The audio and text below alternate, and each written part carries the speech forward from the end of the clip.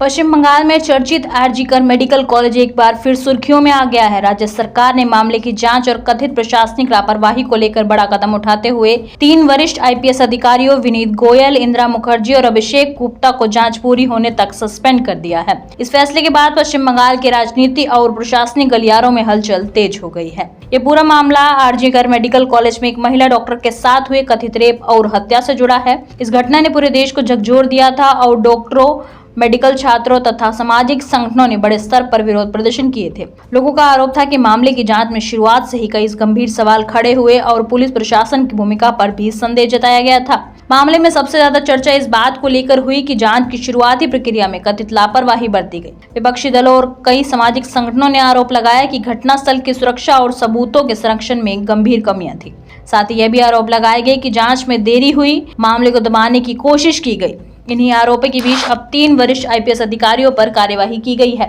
Suspend किए गए अधिकारियों में पूर्व कोलकाता पुलिस कमिश्नर विनीत गोयल का नाम सबसे ज्यादा चर्चा में है। सरकार का कहना है कि जांच निष्पक्ष और पारदर्शी तरीके से पूरी हो सके, इसलिए कदम उठाया गया है। अधिकारियों पर जांच प्रक्रिया में संभावित प्रशासनिक चूक और निगरानी में कमी के आरोपों की समीक्षा की जा रही है। राज्य सरकार की ओर से कहा गया है कि विभागीय जांच पूरी होने तक संबंधित अधिकारियों को निलंबित रखा जाएगा। इसके साथ ही पूरे मामले की दोबारा विशेष समीक्षा की जा रही है ताकि सुनिश्चित किया जा सके कि जांच प्रक्रिया में किसी प्रकार की गड़बड़ी न हो।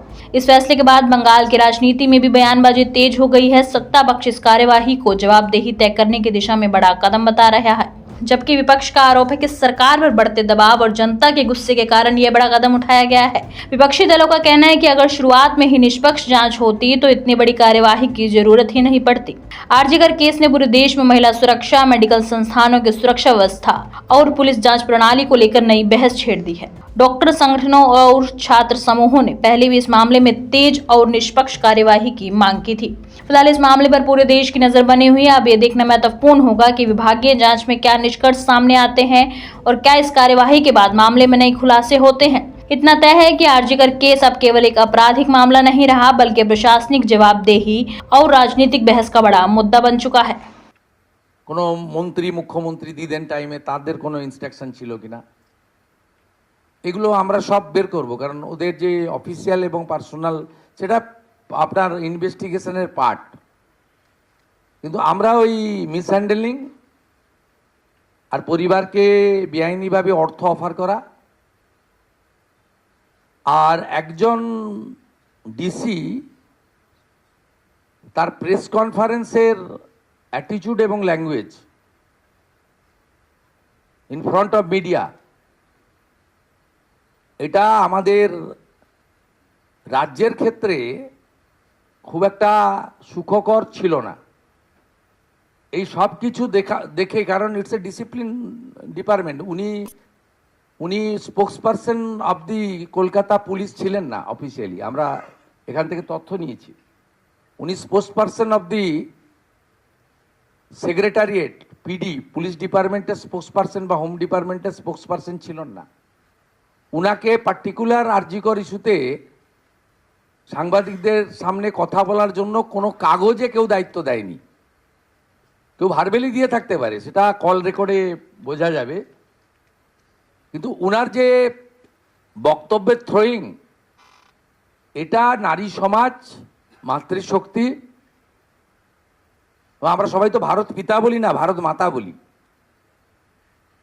এবং অভয়া ইনসিডেন্ট আমাদেরকে নাড়িয়ে দিয়েছে গোটা পৃথিবীতে, এবং নিশ্চয়ই পশ্চিমবাংলার মান, মর্যাদা, গরিমা সব নষ্ট হয়েছে। ঠিক আছে, আমরা আরও অনেকগুলো মেজার নেব। আমরা আজকে 3 জন আইপিএসকে সাসপেন্ড করছি। মিস্টার বিনীত গোয়েল, উনি এখন এডিজি রয়েছেন আইবিতে, আর আরও 2 জন আইপিএস, শ্রীমতী ইন্দিরা মুখার্জি এবং শ্রী অভিষেক গুপ্তা। এই 3 জনকে আমরা আজকে সাসপেন্ড করলাম, এবং এইচএস এর গাইডেন্সে, সিএস এর গাইডেন্সে HS as per the rules যা আছে ক্যাডার রুল, সেটা মেনে ডিপার্টমেন্টাল ইনকোয়ারি এবং প্রসিডিংস স্টার্ট করবে, এবং within stipulated time to time সেই রিপোর্ট আসবে। যেটা প্রেসকে বলার বলবো, যেটা ডিপার্টমেন্টাল অ্যাকশন নেওয়ার আমরা নেব। এবং যেটা আমাদের যেহেতু ইউনিয়ন ক্যাডার, যেটা আমাদের ইউনিয়ন ক্যাডার ওনার যে কন্ট্রোলিং অথরিটি, সেখানে জানানোটা আমরা জানাবো। देश की हर खबर सबसे पहले